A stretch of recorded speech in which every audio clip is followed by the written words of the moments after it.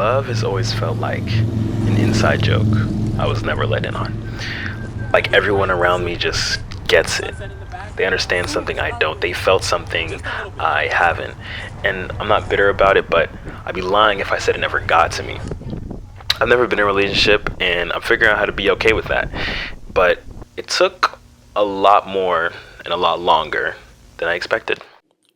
If there's one thing that I've noticed, it's that a lot of the difficult emotions that come with being outside of like that romantic sphere, it's not even coming from internally, it's what everybody else has to say about it. After high school, given like my academic career and just like my general uncertainty when it came to, what my career goals were, I thought it would be best to go to community college. So after summer, I watched as my closest friends ventured off onto four-year universities across the state, some across the country, some internationally.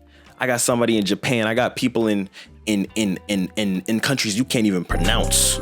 Shit. But it was around then where being so far and distant from each other and also just being in such different points educationally is where you really start to feel that divide. But at the end of the day, that's still my friends, that's still my people. And the highlight of my months really was when the breaks would come around, everybody was back in town. It was a good time, but there was always that one part of the conversation that would go a little bit like, and I tell you, I was just betting on it, man. I was just bouncing it. Like it was crazy. Like I've never done something like that. But what you got going on, man?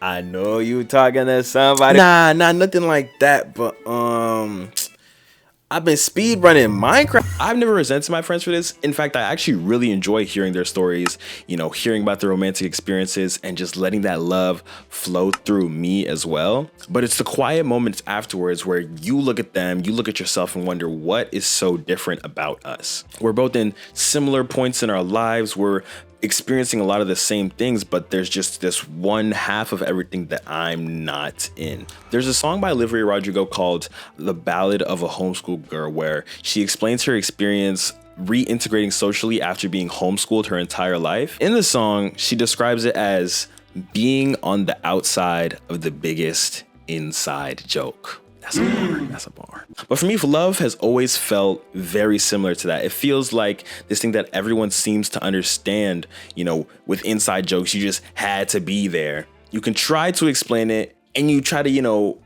bring them into the world and into that moment. And it kind of does start to make sense. You hear the explanation and you kind of get it. But whenever that joke comes up, whenever romance is the topic of discussion, you can take what you understand and laugh along with everybody else, but it's hard to say that I've truly understood what that feeling is. Facts. If you're anything like me or just in a similar portion of life, it can definitely start to feel like there's this unspoken timeline of events that you're supposed to follow. And while, I do a lot of work to avoid falling into that trap, it gets to everybody. And being in these conversations, talking to all my friends, it felt like, everybody else is on pace while I am falling devastatingly behind. Everybody's moving closer to some final destination. Whole time I haven't even opened the tutorial. Whole server on netherite armor. Whole time I haven't even got my iron set. Watching everyone march from checkpoint to checkpoint, I think I spent a lot of time looking inward, picking myself apart. Whenever I tell someone that I've never been in a relationship, a question I get a lot is why, which may I add is a very dumb question. But I think I kind of understand what it is they're asking. I'm the common denominator in every situation that I've been in, so it must be something that I'm doing, right? Am I coming off too strong? Is it the way that I look? Is my maxilla too recessed? Do I need to start beating my face with a hammer? What I'm realizing now is that those same insecurities led me to avoiding romance completely. And it was a very weird place to be in because, you know what I'm saying? I love me. I love myself a lot. I like me a lot. But in every situation, speaking romantically, it felt like I was destined to fall short. And it pushed me away from putting any effort into that part of my life whatsoever.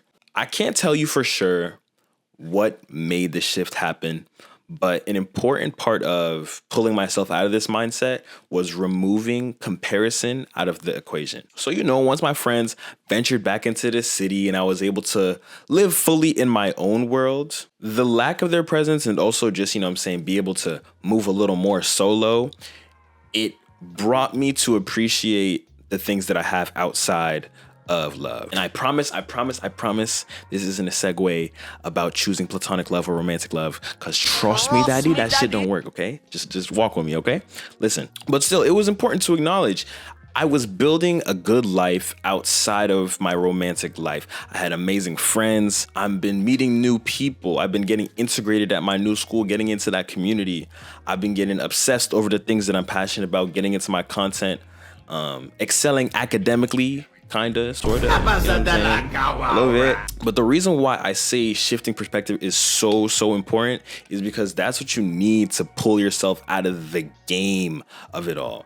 I was so obsessed with the game. I was so obsessed with getting into my first relationship. I was so like, if I wasn't moving the same way everybody else was, I was losing. You know what I'm saying? My RR was cooked. I was hard stuck bronze on some shit. But when you're so deep into the game, you don't even realize why you're playing in the first place. And I really needed to look at the bigger picture, because at the end of the day, bro, I'm 18, I'm little as shit.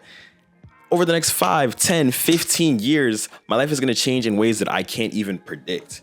Who am I to say, especially now, that I'm not deserving of love? Who am I to say now that it's not coming? What makes me so sure? Listen, bro, my advice to anyone who resonates with anything I said or is living within a similar situation is you have to put on your own shoes. Hear me out. You know how people like try to get you to be empathetic, you know what I'm saying? Walk a mile in my shoes. No, this is the time to put on your own shoes. Go put your own shit back on, right? When you get caught up in the race of love, it's very easy to do that. You know what I'm saying? You look at your Air Force Ones and you're looking at the guy down the street. Why can't I have the Yeezy Red Octobers? Whole time, those shoes aren't even your size.